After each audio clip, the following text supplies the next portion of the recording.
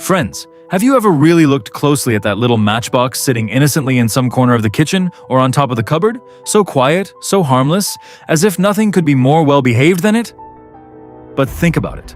Those tiny little sticks inside have enough power to burn down an entire Lanka. Our story today, Matchbox, written by Ashapurna Devi, begins exactly with this thought. She says that women are just like these matchboxes, calm and silent on the outside, looking completely harmless, but inside they hold a powder keg of emotions and self-respect that can explode into something massive at any moment.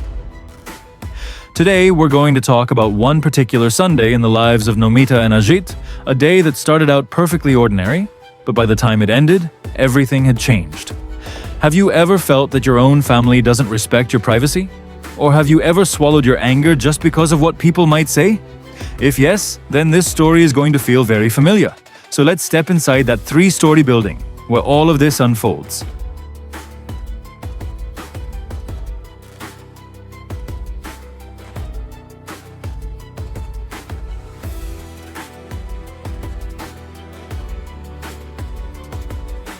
The story begins on a lazy Sunday morning. Sunday means the washerman comes and piles of dirty clothes collect. Nomita, the daughter-in-law of this big joint family, is checking the pockets of Ajit's dirty clothes. You know, just to make sure there's no money or important paper left inside. But then, her hand touches a crumpled envelope, torn at the top. And the surprising thing? Nomita's own name is written on it. The moment she sees it, a strange shiver runs through her body, as if a fire has been lit in her nerves. She sits right there on the bed and immediately checks the date. From the date, she realizes this letter came 3 days ago. The postmark confirms it too, which meant that Ajit had received this letter 3 days ago, opened it, read it, and then carelessly stuffed it into his pocket and forgot about it. He didn't even think it was worth telling Nomita that a letter addressed to her had arrived. Now you might be thinking maybe Ajit just made an honest mistake? But no, Nomita knows this wasn't an oversight or accident. This was deliberate. Ajit did it on purpose. This is just his nature. In this big joint family, a family of 52 hands, somehow Ajit has managed to keep control over the key to the letterbox. Whenever any letter comes addressed to Nomita, Ajit reads it first, and only after that does he give it to her. Or many times he doesn't give it at all. Nomita has had this suspicion for a long time. Ajit has never found any suspicious letter that questions her character, but still this mean habit of his continues. She's tried anger. She's tried being upset. She's made sarcastic remarks. She's tried to shame him. Nothing works on Ajit. He either laughs it off or turns the tables and starts lecturing her. Nomita sits there and reads the letter. It's from her mother. Her mother's standard lament. How the roof is falling apart, rainwater is leaking in, and if nothing is done quickly, she'll be crushed under the roof. Her mother had cleverly written that she isn't afraid of dying. But since her daughter is a queen and her son-in-law is so generous, maybe they could help. Nomita's mother is a poor widow with no son, no husband. She managed to get her daughter married into this wealthy family on the strength of her beauty.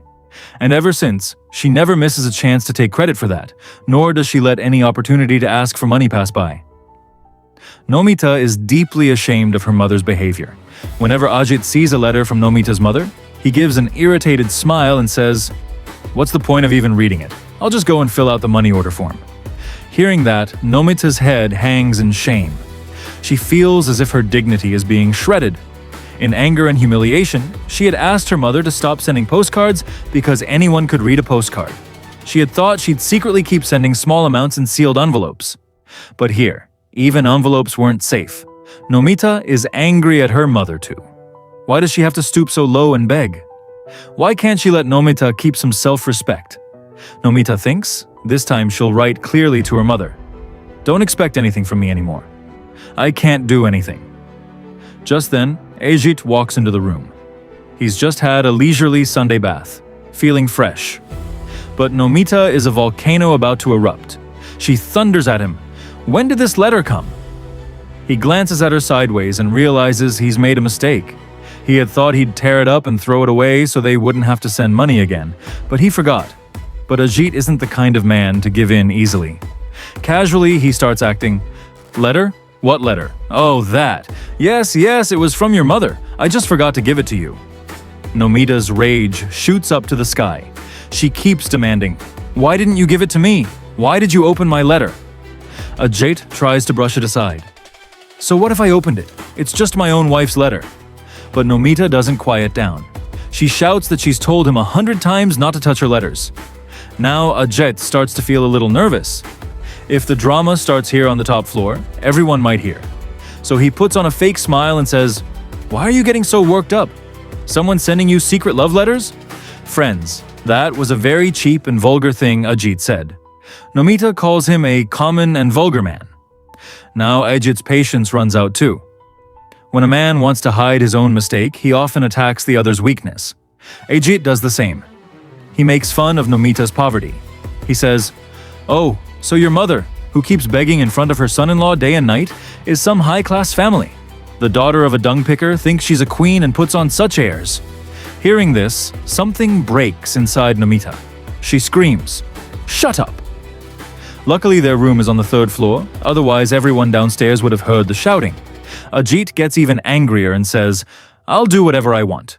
What are you going to do about it? What can you possibly do?" Nomita, breathing heavily, says slowly, clearly, "You want to see what I can do?" And the next moment, she does something that makes Ajit's senses fly out of him. She picks up the matchbox next to Ajit's cigarettes on the table, strikes a match, and touches it to the edge of her expensive sari. Imagine, friends, the daughter-in-law of a rich family wearing such a fine, delicate sari suddenly sets it on fire. Ajit screams, "Are you mad?" He leaps toward Nomita and smothers the burning sari with his hands to put it out. He's frightened. When he looks at Nomita's face, he sees a real fire there. A fire he can't put out with his hands. He tries to calm things down. You lose your mind when you're angry? Being a woman, such anger? Oof. Nomita might have said a lot more, but just then their niece Rini enters the room. Rini says with a sarcastic tone, "Kurima, the washerman's been standing downstairs for ages. If you're not giving the clothes, at least tell him." Nomita freezes for a moment. Maybe she remembers the washerman waiting downstairs? Suddenly, she becomes completely calm and says in a very composed voice, "Go and tell him I'm coming." Downstairs, the atmosphere is even more difficult, friends. When Nomita comes down, nobody speaks openly to her, but everyone keeps pinching her with sharp remarks. Her sister-in-law, the major wife, who's been working since morning and is tired, gives a crooked smile and says, "Oh, well done. Finally you decided to come downstairs. For you, there's no sense of time. As soon as you get a chance, you run off to the room to get cozy with your husband. Doesn't your love talk ever end?" Nomita looks around her. It's the morning rush, people everywhere. She knows her voice mustn't shake. So with a small smile, she says, "That's not it at all. You should come to the room sometime and see. Our conversations are only full of anger." But Major Wife wasn't one to let go. She laughs loudly and says, "Oh, leave it, Naw, wife. We weren't raised on grass, you know. Why would we need to peek into your room? What you two show us day and night is enough." Nomita laughs a laugh that people often use to hide their pain. Just then, the Boro wife, the eldest sister-in-law, comes rushing in and asks if the vegetables have been chopped. But suddenly her eyes fall on Nomita's sari. "What's this? How did your sari get burned?" Nomita is shocked for a moment, but the next moment she handles the situation. She laughs and says, "Oh, don't remind me. Just what you always warn me about. I wasn't paying attention, and I lifted a hot pan against my sari. That's all. It just got burnt." Nomita sits down to peel potatoes, but her mind is elsewhere. She's thinking about how she'll secretly send money to her mother. She'll never be able to write to her mother, "Don't expect anything from me anymore." Why? Because in the whole village, everyone thinks Nomita is a queen and her husband is extremely generous. Nomita doesn't want to shatter her mother's belief in that, nor does she want the world to see her husband's true face. Now here comes the writer's point about the matchbox. She says that men know women are like matchboxes. Women have the material inside them that could burn down an entire house, meaning, if they wanted, they could expose men's so-called high-mindedness and large-heartedness to the whole world. They could destroy their own home, but they don't. They don't burn their colorful shell, their mask.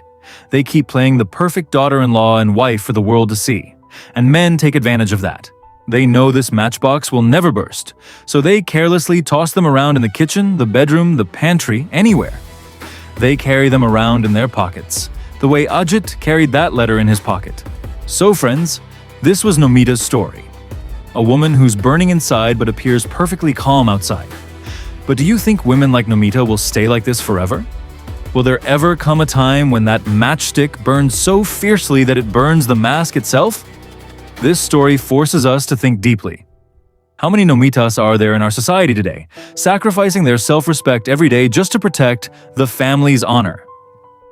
But remember, every matchbox has a limit. If it's struck again and again, one day it will definitely catch fire.